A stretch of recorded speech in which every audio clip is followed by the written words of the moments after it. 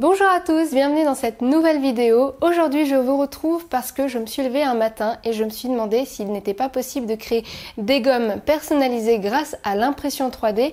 Donc évidemment pour faire ce test je ne vais pas utiliser du PLA, je vais utiliser un filament flexible qui se rapproche très fortement du toucher de la gomme. Donc voilà, c'est pour ça que l'idée m'est venue. Je me suis demandé si cette matière ne pouvait pas être une matière similaire à la gomme. Allez c'est parti, découvrons ensemble s'il est possible de faire des gommes personnalisées. Alors pour ce crash test, on va utiliser du filament flexible de la marque Recreus. Je vous ai déjà parlé de ce filament, notamment sur ma vidéo où j'imprime ce filament sur du textile pour s'en faire des t-shirts personnalisés. Si vous ne l'avez pas déjà vu, je vous invite à aller la voir, le lien est dans la description. Je vais faire le test sur 3 stylos différents. On a le crayon à papier qu'on connaît tous très bien. Je n'ai que ça pour tester, mais c'est un 2H pour ceux qui s'y connaissent. Ensuite, on va également tester sur du stylo effaçable de chez Friction. Et pareil de la marque Friction, on a des feutres. Donc voilà, on a ces 3 tests-là à faire pour voir si ça fonctionne. J'ai fait 3 gommes différentes. La première que je vais vous présenter, c'est cette petite gomme personnalisée aux couleurs de YouTube qui est très très chouette. Moi, j'aime beaucoup. Donc je l'ai modélisé moi-même sur Fusion 360, ça a été quand même relativement rapide et je l'ai imprimé en relativement peu de temps, en 1 heure au total, donc c'était assez rapide. Ça ne se voit pas sur le timelapse, mais j'ai arrêté l'impression pour pouvoir changer de couleur pour que les lettres ressortent bien comme il faut. Pour la deuxième gomme, il s'agit d'un dé un peu différent de ce qu'on a l'habitude d'avoir. Plutôt que d'avoir des points pour symboliser les chiffres de 1 à 6, on a plutôt des traits qui communiquent sur les faces, donc c'est quand même sympa, ça change un petit peu. Par contre, j'ai un petit changement de couleur ici qui s'est mal fait. J'ai mal purgé ma buse. On avait du rouge juste à l'impression précédente et je pensais avoir bien purgé, mais il me restait encore un petit peu de rouge. Voilà pourquoi ça a fait cette marque-ci. Et enfin, pour la dernière impression, j'ai décidé d'imprimer cette petite figurine. Donc il s'agit d'un Pokémon en low poly.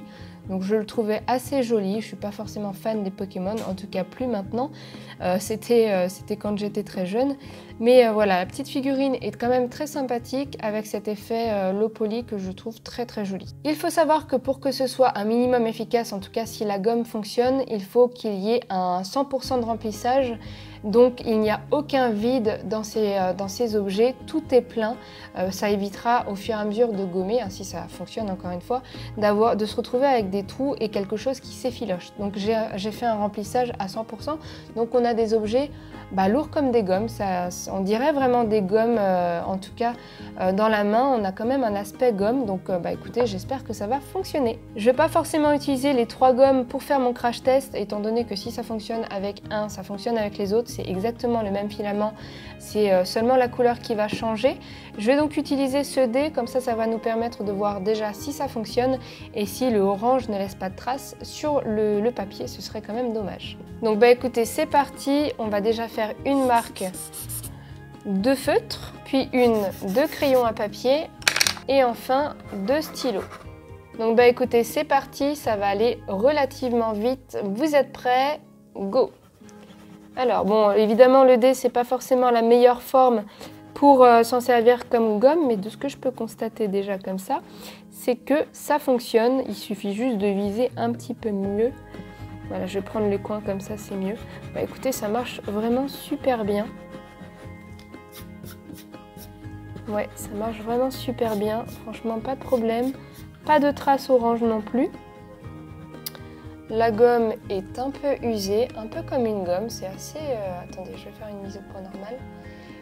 Voilà, un petit peu comme une gomme classique finalement. Donc écoutez, le test est totalement réussi pour le feutre. Je vais quand même essayer de faire vraiment... Bon, mon feutre est un petit peu à la ramasse. Mais je vais essayer quand même de faire un gros pâté de feutre pour voir si ça fonctionne tout aussi bien. On va laisser sécher. Ouais, c'est bon. Et puis, on va viser le coin. Comme ça, c'est mieux. Voilà. Écoutez, ça marche vraiment super bien. On a même les petits résidus de gomme, là, comme on a sur une vraie gomme. Vous voyez ? Bon, pour le crayon à papier, qu'est-ce que ça donne?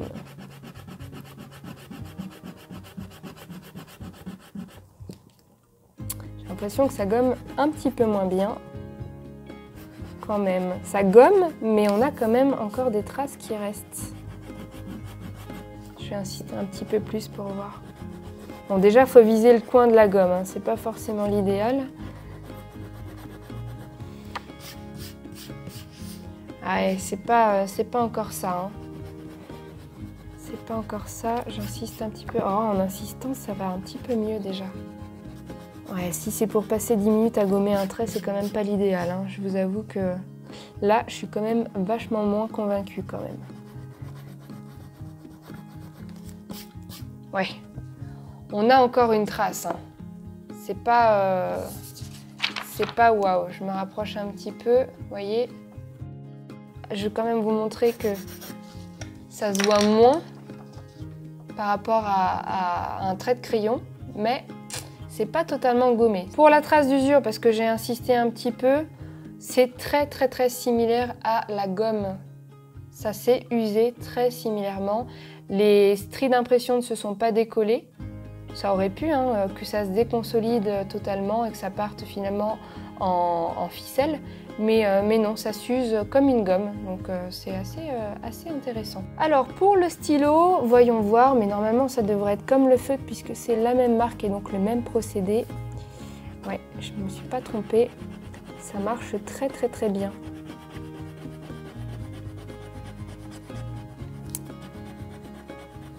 Ouais, ça marche très bien. Voici le résultat. On voit plus rien, mais alors plus rien du tout.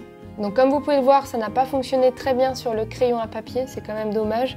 On a quand même un restant de tracé qui est visible, donc ce n'est pas le résultat qu'on souhaite avec une gomme. Mais par contre, sur les stylos pilotes, ça fonctionne très bien. Alors je précise quand même que ce n'est pas un placement de produit, c'est simplement des produits que j'utilise moi-même et que j'aime beaucoup. Si vous les utilisez, ce sera peut-être intéressant pour vous de vous faire vos propres gommes, ou même si vous aimez bien cette matière-là, ça reste quand même des objets de décoration sympas avec une matière un petit peu différente du PLA. Moi j'aime bien.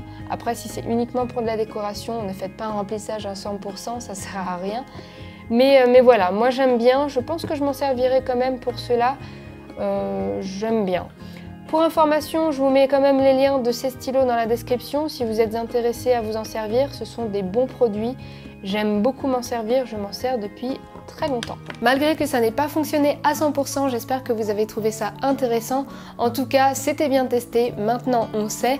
Comme je vous le disais, n'hésitez pas à vous faire des figurines en flexible, c'est une matière vraiment très différente des filaments solides et moi personnellement je trouve que c'est intéressant au toucher. Avant de vous quitter, je voulais simplement vous informer qu'au moment où je fais cette vidéo, je suis en cours de déménagement, donc je suis en train d'emballer toutes mes affaires dans les cartons et ça va prendre du temps, j'aurai pas forcément mes outils à portée de main pour vous faire des vidéos et pas forcément le temps non plus.